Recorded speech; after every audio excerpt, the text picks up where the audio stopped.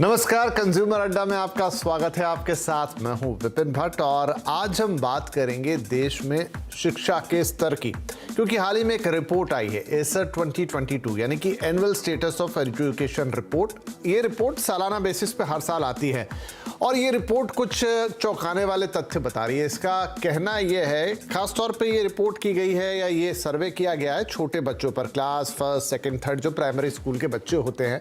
और ये रिपोर्ट कहती है कि पहली कक्षा के जो बच्चे हैं उनको गणित के बेसिक स्किल्स नहीं आते, उन्हें अक्षर पढ़ना नहीं आते। पहली दूसरी तीसरी के बच्चों को, बहुत कम बच्चे हैं जो शब्द पढ़ पाते हैं। और इस तरीके से ये रिपोर्ट कहती है कि जो पढ़ाई लिखाई का स्तर है, जो स्किल सेट होना चाहिए छोटे बच्चों के अंदर, वो गिर के चला गया है 2012 के भी नीचे। बहुत हद तक ये रिपोर्ट देश के ग्रामीण इलाके पे फोकस करती है, लेकिन वैसा ही शहरी इलाकों का भी हाल बताती है। और साथ में एक बात और ऐड करती है, ये कहती है कि बच्चों की ट्यूशन पर निर्भरता बहुत ज़्यादा बढ़ गई है। बच्चे अब ट्यूशन पे बहुत ज़्यादा डिपेंड हो चले हैं। कोरोना काल में ये चलन ज़्यादा बढ़ा और कहती है कि अब तो कक्षा 1 से 8वीं तक के 1/3 से ज़्यादा बच्चे ट्यूशन जाते हैं अपनी बेसिक चीज़ों को पढ़ने के लिए। तो यही आज हमारे सारे सवाल होंगे, क्योंकि ये बात तो चिंता जगाती है कि बच्चे स्कूल में कर क्या रहे हैं। तो आइए आज के शो की शुरुआत करते हैं। हमारे साथ जो मेहमान जुड़ रहे हैं उनका तारुफ मैं आपसे करवाता हूं। हमारे साथ हैं उनिका मेहरोत्रा, जो कि प्रिंसिपल है कालका पब्लिक स्कूल की। बहुत बहुत स्वागत है आपका। हमारे साथ है सौरभ अग्रवाल साहब, जो कि फाउंडर है माधवराव सिंधिया पब्लिक स्कूल के, और साथ ही हैं हमारे साथ दिल्ली पेरेंट एसोसिएशन की प्रेसिडेंट अपराजिता गौतम। आप सभी का बहुत बहुत स्वागत है। तो अनिका जी, क्या ये रिपोर्ट आपको भी चौंका रही है? नॉट रियली विपिन जी, बिल्कुल चौंका नहीं रही। बिकॉज जब कोविड के बाद बच्चे स्कूल में आए थे, हम हैरान रह गए थे उनकी अप्रोच देख के। राइटिंग एबिलिटी खत्म हो गई थी। To eye contact between the black board and the copy was so difficult कि हमें बड़ा मुश्किल हुई पूरे साल भर उनको एक दोबारा से कनेक्ट बनाने के लिए। इसलिए मैंने तो अपने स्तर पे, क्योंकि एक अथॉरिटी भी होती है, तो करिकुलम को बहुत हमने रीडिफाइन किया विपिन जी। तब जाके एक एबिलिटी और दोबारा फॉर्मेट बच्चों को लाना पड़ा। 1 साल की बहुत ज्यादा स्ट्रगल रही हमारी। ये तो मैं बात करूँ आधुनिक और मेट्रोपोलिटन सिटीज की। जो अगर गांव का रुख देखें तो सर ऑनलाइन शिक्षा किस प्रकार से दी गई थी। टीचर्स वर नॉट रेडी, वो प्रिपेयर्ड नहीं थी किस ढंग से पढ़ाना है। बी पेरेंट्स भी अलर्ट नहीं थे कि जो स्कूल का पेडागॉजी होती है, पढ़ाने का तरीका होता है, वो पेरेंट्स को नहीं पता था।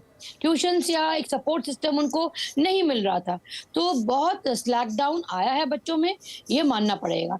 प्लस बोर्ड एग्जाम भी जिस पैटर्न से हुए, उन सबको अगर हम एक क्यूमुलेटिव एक असेसमेंट करें तो लास्ट ईयर एक डिफिकल्ट ट्रेंड रहा है। बट मुझे लगा साल आखिर आते आते बच्चों के फॉर्मेट तो आ गए, लेकिन कॉन्सेप्ट्स जो हैं, कॉन्सेप्ट क्लियरेंस नहीं है विपिन जी। बहुत मुश्किल हो रही है जी। सौरभ जी, क्या आप भी यही राय रखते हैं और मानते हैं कि या इसे एक्सेप्शन मान लें कि अब किसी ने सोचा नहीं था कि कोरोना होगा, लॉकडाउन होगा, बच्चे घर बैठ जाएंगे, ये पूरा उसका रिजल्ट है?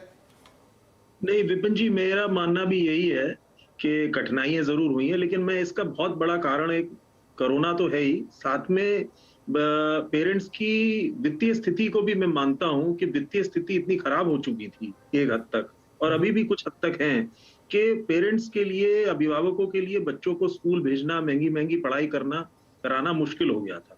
तो उनकी मजबूरी ये हो गई थी कि घर पे बैठ के बच्चों को पढ़ाना।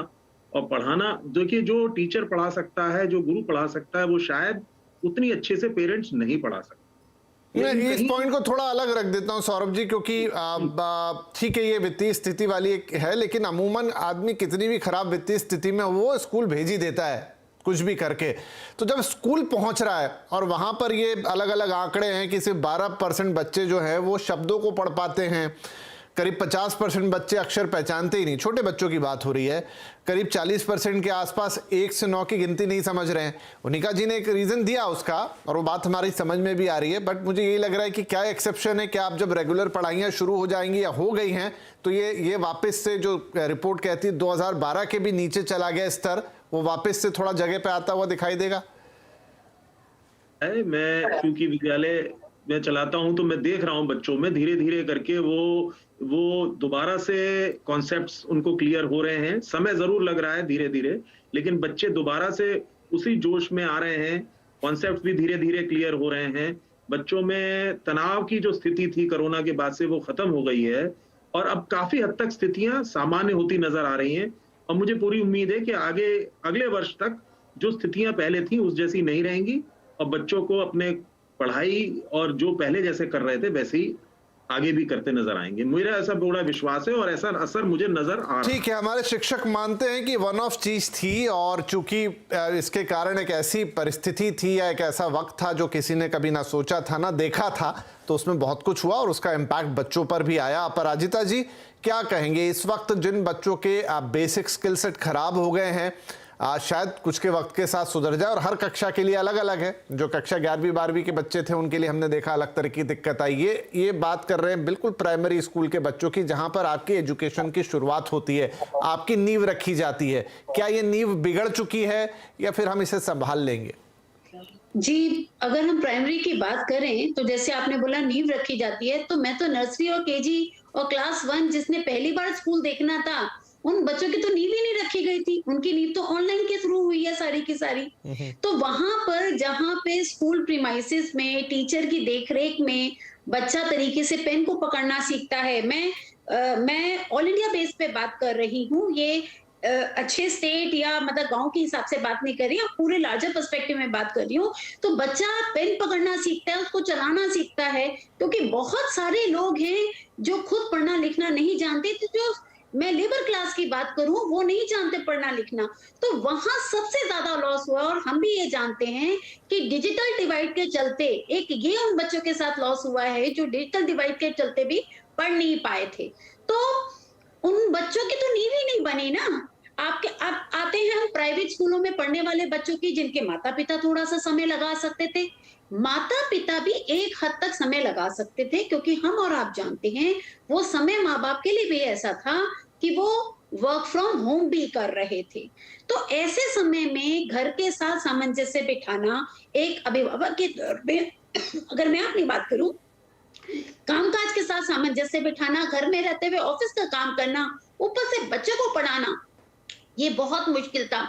और सबसे बड़ी बात है, बच्चों को पढ़ाने का एक पैटर्न होता है, वो नॉर्मली पेरेंट्स नहीं जानते, वो थोड़ा बहुत होमवर्क करवा देते हैं। और आप इसमें देखिए, आपके इस आंकड़ों में मैं जो कुछ पॉइंट्स मैं बताना चाहूंगी, जैसे फाइनेंशियल स्टेटस खराब होने की वजह से सरकारी स्कूलों की तरफ गए।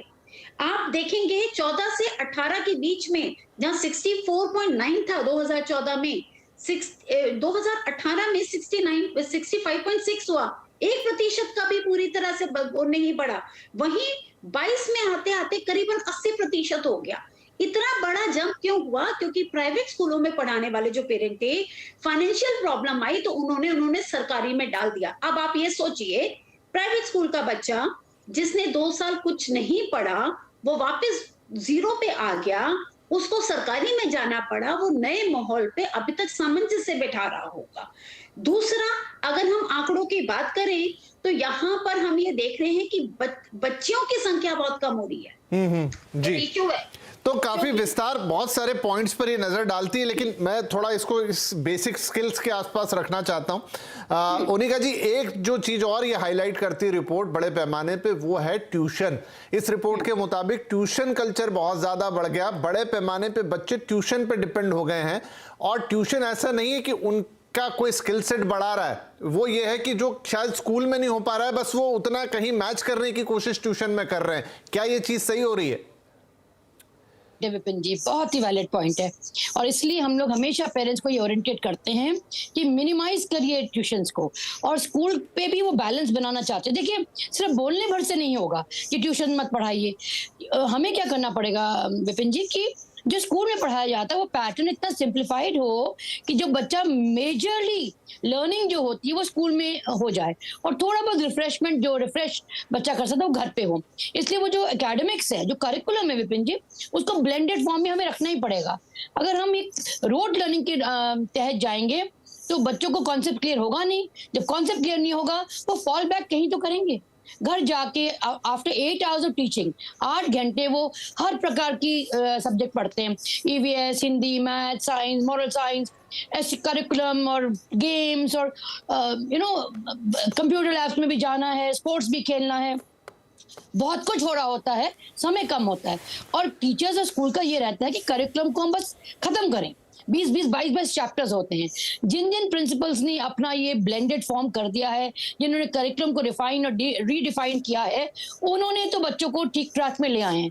जो सिर्फ पैटर्न वाइज चलते चले जा रहे हैं without assessing the child, corona के बाद का फेज जो है वो प्रिंसिपल्स और एकेडमिशियंस ने बहुत अच्छी तरह से हैंडल किया है, ताकि कॉन्सेप्ट्स क्लियर हो जाएं।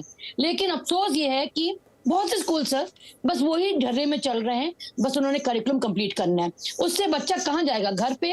ये मैडम ठीक कह रही हैं, बहुत से पेरेंट्स बच्चों को घर पे नहीं पढ़ा पाते, पेडागॉजी नहीं पता स्कूल की क्या है, क्या इंटरेक्टिव मेथड है, क्या डिस्कशन मेथड है, या क्या एक्सपीरियंशियल लर्निंग हो रही है। पेरेंट्स को इन चीजों का नहीं पता होता। इसलिए हमने क्या किया था ड्यूरिंग कोविड टाइम विपिन जी, पेरेंट्स का ओरिएंटेशन लिया। पेरेंट्स को हमने बताया कि अब आप सरोगेट टीचर्स हैं, अब आपको वो रोल प्ले करना, तो उनको जब वो गाइडेंस दी विपिन जी, मैं मानी इस बात को कि बहुत फर्क पड़ा, और पेरेंट्स ने वो अडेप्ट किया कि किस तरह से हैंडल करना है बच्चे को। क्योंकि देखिए उनका अपना काम भी था, इंटरनल फाइट्स और बहुत कुछ बच्चों ने देखा, वो स्ट्रेस भी बच्चों ने देखा। तो कहीं ना कहीं डिसहार्मनी रही बच्चों को, एक बुक से पढ़ना और ब्लैक बोर्ड और टीचर का फिजिकल प्रेजेंस, वो अफेक्शन, वो कहीं ना कहीं वो दरारें आती गई और बच्चों को ये इम्पैक्ट पड़ा। आज मैं देखती हूँ कि ट्यूशन का दौर बहुत बढ़ गया है। जी वही, ट्यूशन बहुत ज्यादा हो चली है। इसका एक दूसरा साइड भी है सौरभ जी, क्योंकि बात सिर्फ कोरोना की नहीं है। आजकल बहुत सारे पेरेंट्स जो हैं, अमूमन पेरेंट्स दोनों वर्किंग होते हैं और न्यूक्लियर फैमिलीज होती है, वहां पे वो उतना समय नहीं निकाल पाते कि बच्चों को पढ़ाए। तो क्या एक तरीके से ट्यूशन अनिवार्य सी हो गई है? मैं यहाँ ट्यूशन को प्रमोट नहीं कर रहा, मैं तो उसके बिल्कुल खिलाफ हूं। बात वापस से घूम के स्कूल पर आएगी कि क्यों ना स्कूल में ही कुछ ऐसा हो कि बच्चा 8 घंटे पहले तो स्कूल करे, उसके बाद वो जाके कोई ट्यूशन जाए, पैसे भी दुगने, एनर्जी भी दुगनी, टाइम भी दुगना। एक ही चीज की पुनरावृत्ति क्यों? नहीं, मेरा मानना ये है कि देखिए आपकी बात बिल्कुल सही है कि ट्यूशन के आप खिलाफ है, मैं भी खिलाफ हूं। अगर स्कूल में प्रॉपर एजुकेशन मिल रही है, अगर उसको पढ़ाई ठीक से हो रही है, तो ट्यूशन की आवश्यकता मेरा मानना नहीं है। ये एक मिसकॉन्सेप्ट है आजकल की सोसाइटी में कि कोचिंग से, ट्यूशन से बच्चा ज्यादा परिपक्व हो जाता है और ज्यादा पढ़ लिखता है, या कॉन्सेप्ट ज्यादा उसके क्लियर हो जाते हैं। ऐसा ये गलत धारणा है। मेरा मानना ये है स्कूल्स आजकल बहुत ज्यादा एडवांस हो चुके हैं। मैं हर एक की बात नहीं कर रहा, ज्यादातर स्कूलों की बात कर रहा हूँ। ज्यादातर स्कूलों की मेन एम्फेसिस ये होती है कि स्कूल्स में ही प्रॉपर पूरी फैसिलिटेट की जाए उसकी एजुकेशन बच्चे की। तो अगर बच्चे की एजुकेशन पूरी हो रही है और उसके कॉन्सेप्ट्स क्लियर हो रहे हैं, और सरकार की नीतियां भी इस प्रकार की है कि बच्चों से बोझ हटाया जाए, तो अगर ये सब हो रहा है तो मुझे नहीं लगता कि बच्चों को ट्यूशन की या कोचिंग की आवश्यकता इतनी है जितनी ये धारणा बन चुकी है। और पेरेंट्स, कुछ हद तक मैं इसको पेरेंट्स को भी मानता हूं कि कभी कभी वो अपना बोझ जो है कोचिंग पे या ट्यूशन टीचर्स पे डाल देते हैं कि भाई ठीक है, भाई मैं नहीं पढ़ा सकता या स्कूल में पूरा नहीं होगा तो तुम कोचिंग में पढ़ लो। ये भी एक गलत मानसिकता है। स्कूल्स बहुत मेहनत करते हैं, और स्कूल्स में अगर पढ़ाई पूरी अच्छी तरीके से हो रही है, और मैं क्योंकि एक स्कूल संचालक हूं तो मैं ये समझता हूं इस बात को। मेरे विद्यालय में भी ये होता है कि हम चाहते हैं कि हमारा कोई भी बच्चा कोचिंग ना पढ़े, क्योंकि देखिए 6 घंटे, पहले तो 1 घंटा आना, 1 घंटा जाना, 6 घंटे स्कूल में पढ़ना, 8 घंटे बच्चे के निकल जाते हैं। 8 घंटा उसे सोना जरूरी है एज पर डॉक्टर, 16 घंटे निकल गए 24 में से। उसके बाद उसे 3 घंटे या 2-3 घंटे खेल कूद के लिए भी चाहिए, बच्चे 5 घंटे। अब उसमें अगर उस बच्चे को आप कहें कि कोचिंग करे 2-3 घंटे, तो उस बच्चे का पर्सनैलिटी का क्या हाल होगा? तो ये हम लोगों को इस पे बहुत विचार करने की आवश्यकता है, पेरेंट्स को भी इस पे विचार करने की आवश्यकता है कि क्या ये हम लोग अत्यधिक मानसिक तनाव नहीं डाल रहे हैं बच्चों पे। हम लोग बात करते हैं कि बच्चों पे तनाव बढ़ रहा है, लेकिन हम खुद ही उसके भागीदार हैं। नहीं, आप सही कह रहे हैं। एक बड़ा सवाल होगा, बहुत थिन सा ये पॉइंट है या लाइन है कि अगर पेरेंट्स के पास टाइम नहीं है तो क्या उसका अल्टरनेट यही है कि वो उन्हें ट्यूशन भेजे, क्योंकि बच्चे को घर पे भी थोड़ा बहुत तो रिवीजन करना है, आके स्कूल की चीज़ों को दोहराना तो है, या स्कूल से ही उसे कुछ ऐसे इंस्ट्रक्शन मिले जिसे वो कर ले। और बहुत छोटा बच्चा जो कि प्राइमरी स्कूल का बच्चा, उसमें खुद की इतनी समझ नहीं होती कि वो आए अपना प्रॉपर रिवीजन करे और करे, तो वहां पे क्या होगा, क्या होती है इसमें पेरेंट्स की राय। छोटा ब्रेक लेता हूं और फिर ये वाकई में थोड़ा क्लिष्ट मामला है, इस पर चर्चा को आगे बढ़ाएंगे। Welcome back. आज हम पूछ रहे हैं ऐसी पढ़ाई किस काम की भाई, क्योंकि annual status of education report यानी एसर 2022 ने कुछ चिंताजनक बातें हमें बताई है कि बच्चे जो कि प्राइमरी स्कूल के बच्चे हैं उनके बेसिक्स बहुत कमज़ोर हो चले हैं। हालत ये है कि 2012 से भी स्तर खराब है, बच्चे अक्षर नहीं पढ़ पाते, शब्द नहीं बना पाते और गिनती को भी नहीं समझ पा रहे हैं। कोरोना एक हद तक उसके लिए जिम्मेदार हम मान रहे हैं, लेकिन क्या कुछ और चीज़ें हैं जिन पर ध्यान देना ज़रूरी होगा। अपराजिता जी, ब्रेक से पहले बात हो रही थी ट्यूशन की और मैंने कहा था बड़ी फाइन लाइन है। जो अभी का दौर है, अभी का वक्त है, पेरेंट्स हैं, न्यूक्लियर फैमिली हैं, दोनों वर्किंग हैं, बच्चा स्कूल में पढ़कर आया, उसके बाद घर पे थोड़ा बहुत रिवीजन और थोड़ी बहुत पढ़ाई की तो ज़रूरत पड़ती है। देखिए, हम सब ने भी उसी पैटर्न पे पढ़ाई की, हालांकि स्कूल बहुत बदल गए हैं पहले के मुकाबले, लेकिन अब उसका अल्टरनेट ट्यूशन बन गया है। बहुत सारे लोग सिर्फ देखा देखी में ये करते हैं, बहुत सारे लोगों के पास वक्त नहीं होता, बहुत सारे लोग उस चीज़ पर कभी सोचते ही नहीं है। क्या दिक्कत है? मैं यहाँ पर आपसे दो चीज कहना चाहूंगी। पहला ये, अगर हम छोटे बच्चों की बात करें, हम नर्सरी और केजी के बच्चों की बात करें, लॉ जो आया है उसके अनुसार उन बच्चों को तो होमवर्क ही नहीं मिलना चाहिए। उनकी जो पढ़ाई है वो भी स्कूल में खेल कूद के जरिए होनी चाहिए। अब मैं बात करती हूँ उससे बड़ी क्लासेस की। अब जो भी समस्या होती है बेसिकली देखिए घूम फिर के आती है पेरेंट्स पे। मैं आपको चाहूंगी एक दो एग्जांपल देख के आपको ये बताने की कोशिश करूंगी कि क्यों जरूरत पड़ती है पेरेंट्स को ट्यूशंस लगवाने की। सबसे पहला कारण ये होता है, मैं आपको दो एग्जांपल देती हूँ। पहला ये, मेरे पास एक केस आया जहां पे अच्छा खासा बच्चा था जो बहुत एक्टिव था अपने जो नियर बाय जो आप क्रच में जाते हैं। जब वो बच्चा स्कूल गया कुछ महीनों बाद टीचर्स ने ये बोलना शुरू कर दिया ये बच्चा स्लो लर्नर है। इतना डिप्रेशन में डाल दिया पेरेंट्स को कि उनको लगा उनका बच्चा बहुत ज्यादा स्लो लर्नर है, आगे भविष्य में कुछ नहीं कर पाएगा, क्योंकि स्कूल की तरफ से डॉक्टर्स को दिखाने की बात हुई। जब बाई चांस उनकी हमारे से बात हुई तो हमने कुछ उनको पॉइंट्स बताए जिसमें पेरेंट्स ने फॉलो किया। तो इससे ये पता चला बच्चा स्लो लर्नर नहीं था, टीचर नहीं समझाना चाह रहे थे। आप ये देखिए, बच्चा वही है, उस बच्चे को जब दूसरा टीचर पढ़ा रहा है बच्चा बेटर परफॉर्मेंस दे रहा है, तो वहां उस पेरेंट को लगा कि मेरा स्कूल तो पढ़ा नहीं रहा, बेटर है मैं ट्यूशंस लगवा दूं। ये मैं बात कर रही हूँ क्लास 1 और 2 की। ऐसे ही सीनियर बड़ी क्लासेस में आते आते कई cases, an numbers of cases हैं जब स्कूल ढंग से पढ़ाई नहीं करवा पाता। ऑब्वियसली पेरेंट के पास टाइम नहीं है, पेरेंट्स को समझ नहीं आ रहा। आज की डेट में पढ़े लिखे पेरेंट्स भी अपने बच्चों को नहीं पढ़ा पाते। हमें ये रियलिटी भी मान के चलना चाहिए, क्योंकि आज की जो पढ़ाई के हिसाब का जो तरीका है वो ठीक है। गॉट योर पॉइंट मैम, क्योंकि यहाँ पे वक्त मेरे पास कम होगा तो मैं फटाफट इस सवाल को मोनिका मैम के पास ले जाता हूँ। मैम देखिए, ये चीज़ तो होती है कि अब एक क्लास में अगर मैं मानूं मिनिमम 15 या 20 की स्ट्रेंथ है, जो कि कम ही स्कूलों में होती है, वो स्ट्रेंथ आमतौर पे 30 या 40 के ऊपर चली जाती है। क्या 40 बच्चों पर एक साथ एक जैसा ध्यान देना, और फिर ये बातें तो आएंगी कि एक बच्चा जल्दी पकड़ेगा, 2 बच्चे उसके कंपैरिजन में स्लो रहेंगे। विपिन जी, ऐसा नहीं होता जैसे अपराजिता मैम बता रही हैं। अगर क्लास है, होमोजेनियस क्लास नहीं होती। मैं उसे एक एक्सेप्शनल केस भी मान लूं, बाकी लेकिन ये बात तो फैक्ट है मैम कि सारे बच्चे एक जैसे नहीं होते। किसी का लर्निंग प्रोसेस तेज होता है, किसी का थोड़ा धीमा होता है।